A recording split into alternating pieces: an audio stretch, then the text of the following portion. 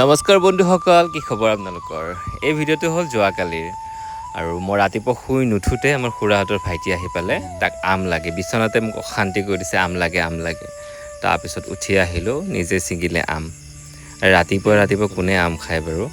এইফালে আকৌ আমাৰ যোৱাকালি বিয়া আছিলে জেঠাইৰ ল'ৰা, আৰু মই ৰাতিপুৱা শুই উঠিছোঁ অকণ দেৰিকৈ, আৰু ই আহি একদম অশান্তি লগাই দিলে। ব্ৰাছ কৰিছোঁহে মই, আৰু এটা দুটা আমেৰে নহয়, আৰু ছিঙিলে নিজে। সেইখিনি খাই দে, স্কিনটো ভাল হয়। আমৰ আঠাটো খালি মুখত লগাই ল। আৰু কাৰবাৰ নাই, ছিগি আনিয়ে ডাইৰেক্ট আম ৰোকাত লাগি গ'ল। মানে এই ৰাতিপুৱা কোনে বাৰু আম খায় এনেকৈ নোখোৱাকৈ মোক কৈ আছে। মই বোলো নাখাওঁ দেই ৰাতিপুৱাই আম। দেখি খাওঁ লাগি যাব, কিন্তু ৰাতিপুৱা মই নোৱাৰোঁ, মই ব্ৰাছ কৰিহে আছোঁ। এইফালে ভাইটিয়ে টেঙা তেনেকৈ ভাল নাপায়, সিও টেষ্ট কৰিলে অকণমান, দেউতাও অকণমান টেষ্ট কৰিলে। কেনেকুৱা লাগিছে খাই? বহুত টেষ্টি হয়। সি একদম পূৰা সোৱাদ ব্যস্ত, আৰু সেই ৰাতিপুৱা কেনেকৈ যে খাইছে মানে একদম। আৰু মোৰ ভাগৰখিনি সি খাই দিলে, মোৰ কাৰণে ছাইড কৰি থৈছিলে, কিন্তু নাই, সিয়ে খাই দিলে। উঠি চকু মুখ ফুলিয়ে আছে অৱস্থা।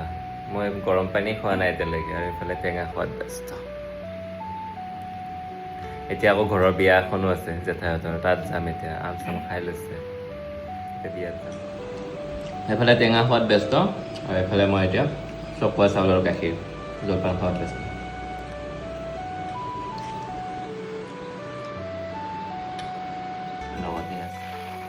সিও টেঙা খাই ল'লে, আৰু মই চাহ জলপান খাই ল'লোঁ। খাই লৈ দুয়োটা গ'লোঁ চেলুনলৈ বুলি, দাড়িখিনি অকণমান মিলাবৰ কাৰণে।